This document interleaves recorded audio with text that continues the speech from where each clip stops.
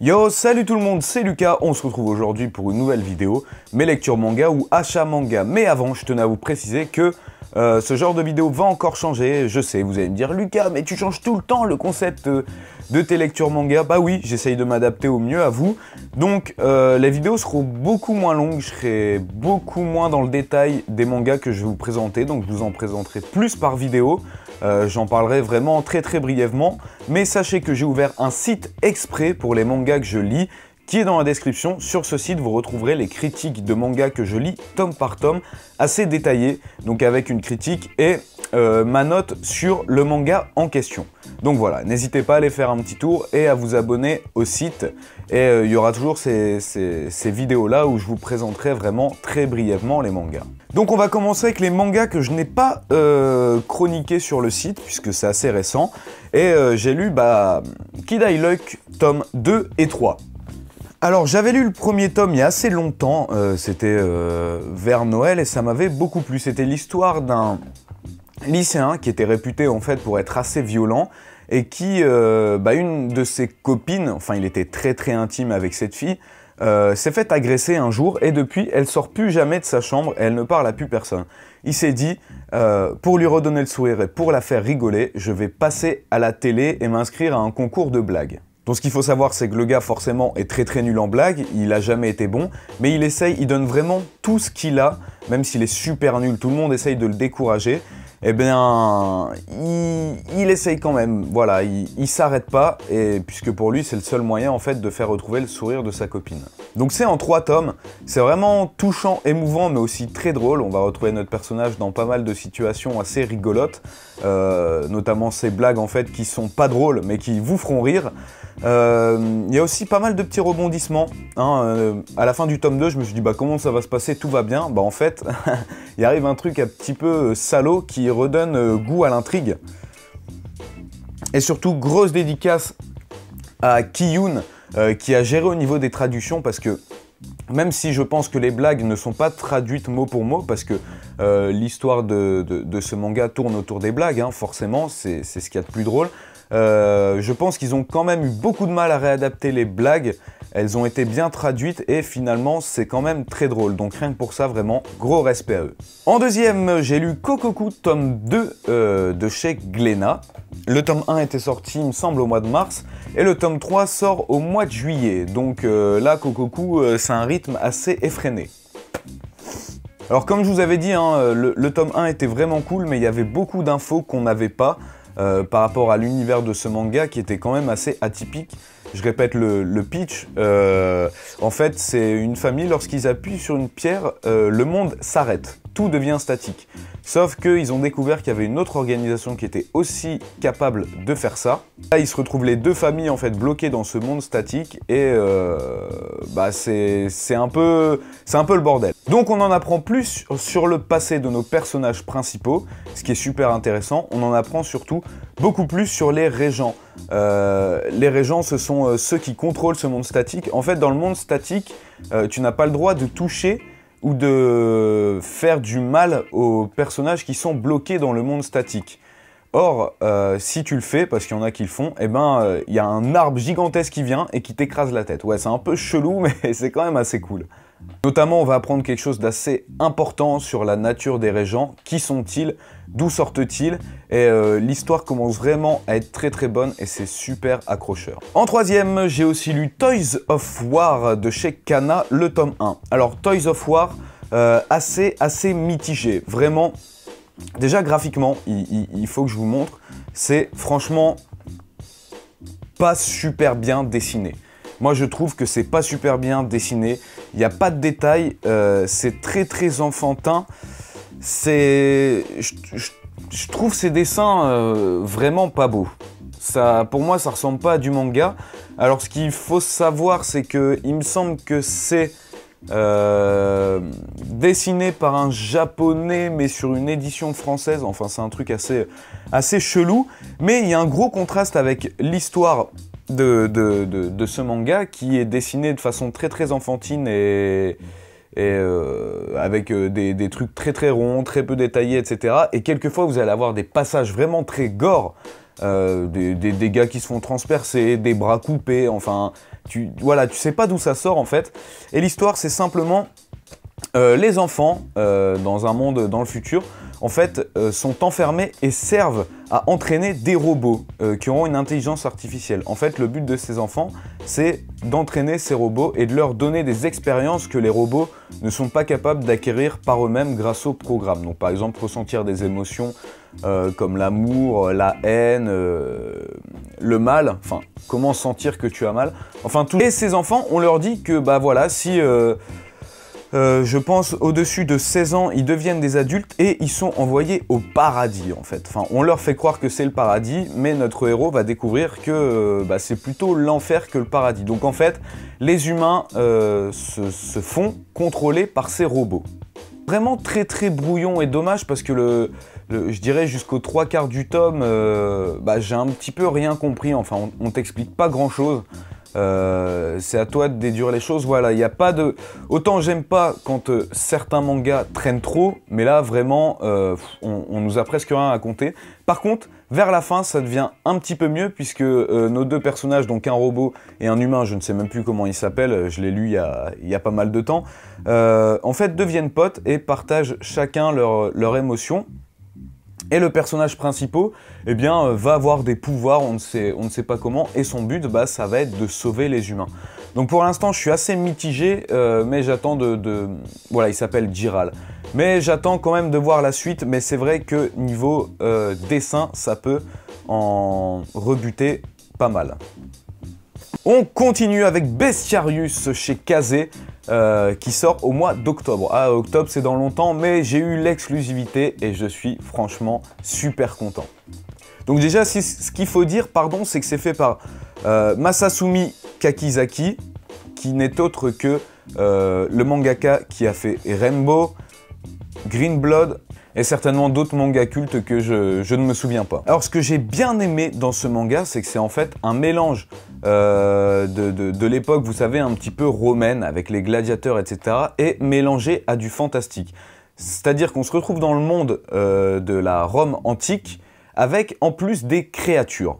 Et en plus de ça, il y a plusieurs histoires en fait. Enfin, pour l'instant, dans le tome 1, je ne sais pas si c'est pareil à la suite, c'est chaque scan a sa petite histoire. On a par exemple une histoire où on voit un humain qui s'est fait élever par le dernier wyvern, je ne sais pas comment ça s'appelle, vous savez, les sortes d'énormes dragons. Donc on les suit tous les deux, ils sont tous les deux enfermés et pris en tant qu'esclaves par les Romains pour se battre dans une arène. Et ils vont devoir se battre à mort l'un contre l'autre. Celui qui gagnera aura la possibilité d'être libre. Donc je vais pas vous spoiler, mais vous doutez bien que c'est comme si un père et son fils devaient se battre. Automatiquement, il va se passer des choses. Et on a une deuxième histoire, là encore, on a le mix en fait des relations humains et monstres, entre guillemets, qui dit en fait, enfin, qui pose la question de est-ce que le physique d'une personne empêche vraiment d'avoir un lien avec quelqu'un. Enfin, je sais pas si vous voyez ce que je veux dire. Là en fait, en gros, on nous montre à travers ce manga que monstres et humains peuvent cohabiter, même se sentir comme des frères. D'ailleurs, dans la deuxième partie du manga, on suit l'histoire du Minotaure, en fait, qui a eu un enfant, donc un enfant monstre, et qui a recueilli un autre enfant qui, lui, est humain. Et cet enfant monstre et cet enfant humain sont comme des frères, et on va suivre encore une fois leur histoire. Pareil, au sein du même... c'est exactement de la même arène, du même dôme, en fait. On va voir comment ils vont faire pour survivre. Donc il y en a un, l'humain, qui est très très fort, le meilleur gladiateur qui n'a jamais perdu. Et par contre l'autre, le monstre, le fils du Minotaure, qui sait rien faire à part la cuisine. Pourtant il est grand, énorme, mais il sait absolument rien faire, il sait pas se battre. Alors on a le petit frère qui est l'humain, qui essaye de tout faire, tout gagner pour récolter de l'argent et payer je sais pas comment on appelle, celui qui les tient prisonniers pour avoir leur liberté. Malheureusement, là encore, ça ne va pas se passer comme prévu. Donc au niveau du dessin, si certains d'entre vous ont lu au moins Rainbow ou Green Blood, ce que je vous conseille si ce n'est pas déjà fait, c'est vraiment super beau, des dessins super matures, assez sombres, très ancrés, noir et blanc. Regardez, je vous montre. c'est juste magnifique. Et ce mix, je vous dis, de Rome antique et de fantastique, c'est juste super. J'ai eu aussi puisque c'est le kit presse, on a eu aussi le premier chapitre du tome 2 qui, encore une fois, parle des relations entre les monstres et les humains. Donc franchement, c'est un manga dont j'attends énormément la suite. Mois d'octobre, bon, c'est dans longtemps, mais vous inquiétez pas, vous entendrez encore parler de ça. Et je pense que juste que ça va faire un carton. D'ailleurs, quand j'ai commencé à lire, je savais pas que c'était jusqu'au mois d'octobre. Et quand je me suis renseigné, je me dis merde, putain, ça va sortir au mois d'octobre. D'ailleurs, je pense que les 2 premiers tomes sortent en même temps. Donc mettez ça dans le coin de votre tête, pardon, Bestiarius, ça va faire très très mal. On continue avec Final Fantasy Type 0 de chez Kiyun Seinen. Donc j'ai fait un article sur mon site, que je répète, qui est dans la description. Donc pas besoin de connaître l'univers de Final Fantasy, puisque c'est en fait, je dirais, une histoire créée pour le manga, où vous n'avez besoin de rien connaître, en fait, si je puis dire, sur l'univers Final Fantasy. Il y a quelques petits clins d'œil si vous connaissez l'univers, mais vous n'avez vraiment pas besoin de connaître l'univers pour lire ce manga. Donc on va suivre l'histoire de ce personnage dont je ne me souviens plus le nom, il doit peut-être être écrit derrière, Kurasame, voilà, qui est un lycéen en fait, qui vit un peu à l'écart de sa classe, qui prend tout le monde de haut et qui, à cause de ça, va être rejeté. Il va se sentir seul et il se dit merde, en fait, c'est pas le bon comportement à avoir. Parce que même si tu veux devenir le meilleur dans tout, dans ce que tu veux faire, il faut forcément que tu sois accompagné. Tu peux pas faire tout seul. Et donc, il va décider un petit peu de s'intégrer avec sa classe. Il va participer à un jeu avec sa classe.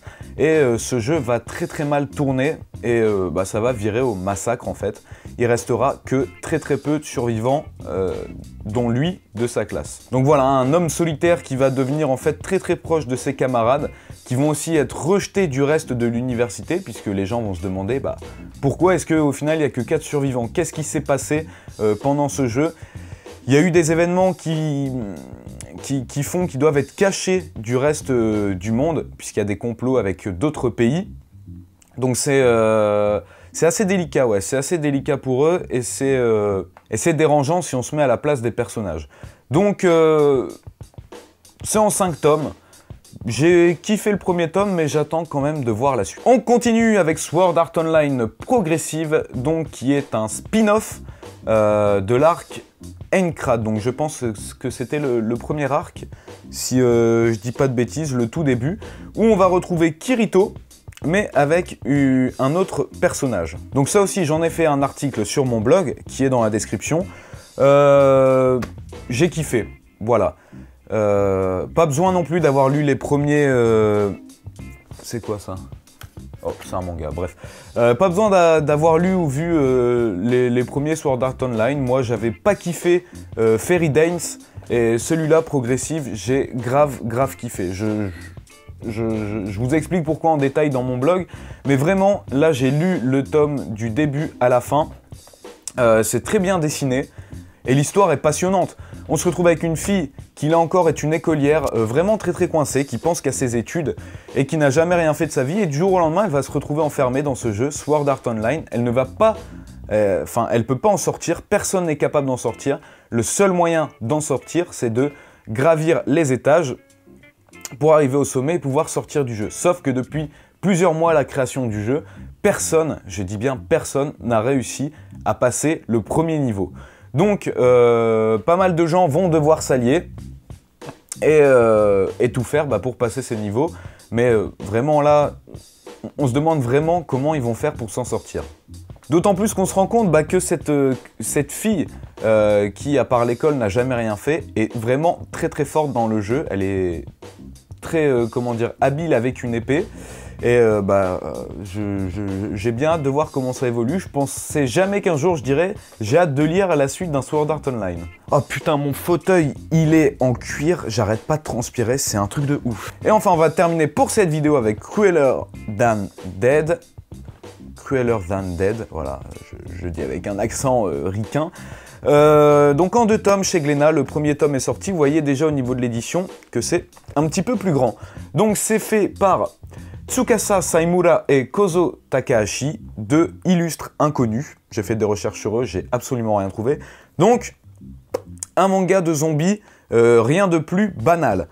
On se retrouve aux côtés de deux survivants. Ils se réveillent, ils ne savent absolument pas pourquoi. Le monde entier, enfin en tout cas au Japon, tout le monde a été infecté par un virus, ce qui fait que ce sont devenus des zombies. Or eux, ils ont eu la chance d'avoir un vaccin, ce qui fait qu'ils ne sont plus zombies, mais ont des pouvoirs de zombies. Leur but, ça va être de rejoindre un endroit spécial au Japon, qui est le dernier endroit comment dire, où les humains sont protégés. Le reste du Japon est infesté de zombies. Bien sûr, sur leur route, ils vont rencontrer d'autres personnages, des gens assez mal intentionnés, d'autres très sympathiques, qui donnent, je dirais, un petit peu de relief à cette histoire un petit peu banale. Mais bon, je me demande vraiment comment ça va finir, parce que là, en fait, on a l'impression de rien savoir à la fin de ce tome 1, et enfin, c'est que en 2 tomes, donc soit il y a plein de choses qu'on ne va pas savoir, et puis le but de ce manga, c'est juste du rush, voilà, ils vont atteindre le dôme, le point de sécurité, et ce sera fini. Enfin, je me demande vraiment comment l'univers va pouvoir être exploité, sachant qu'il reste un seul tome. Au niveau des dessins, ça fait un petit peu old school, voilà, je vous montre. Ça fait un petit peu old school, mais c'est super bien dessiné, avec des traits bien fins, bien détaillés. Notamment, les zombies sont super bien faits. C'est assez gore, hein, c'est pas un manga pour les jeunes. D'ailleurs, c'est un seinen, bon, même s'il y a certains seinen qui sont regardés par des enfants. Mais ouais, j'ai bien aimé. Franchement, sur la lecture, j'ai kiffé. Mais ce que j'ai peur, c'est qu'au final, bah, à la fin, on n'est pas plein de réponses qu'on se pose. Par exemple, comment est-ce que la population en est arrivée pour être contaminée? Comment ils ont fait pour avoir un vaccin? Qu'est-ce qui va advenir de la race humaine? Enfin, on ne sait pas, et j'espère que ce sera expliqué dans le tome 2. En tout cas, toujours pas de date de sortie prévue pour le tome 2, mais on a hâte. Enfin, je dis on, mais je suis tout seul, hein. Voilà, c'est terminé pour cette vidéo de mes achats manga. Laissez un like si vous avez kiffé, réagissez dans les commentaires, et je vous invite vraiment à aller regarder mon blog spécial manga sur lequel je fais des critiques. Ça me permet en fait tout simplement, dès que j'ai lu le manga, de pouvoir écrire la critique et donc de me souvenir de plus de choses, parce que je lis quand même pas mal de mangas. Et là, comme vous voyez, quand je parle de manga que j'ai lu il y a un mois, bah, il y a pas mal de choses que j'ai oubliées. Donc voilà, chaque tome que je lis aura une critique sur mon site manga. Et ensuite, je vous ferai des petites présentations de ce que j'ai lu comme ça en vidéo. Et puis, bah, vous pouvez toujours aller voir les articles. Voilà, merci à vous et à très vite sur la chaîne. Diana!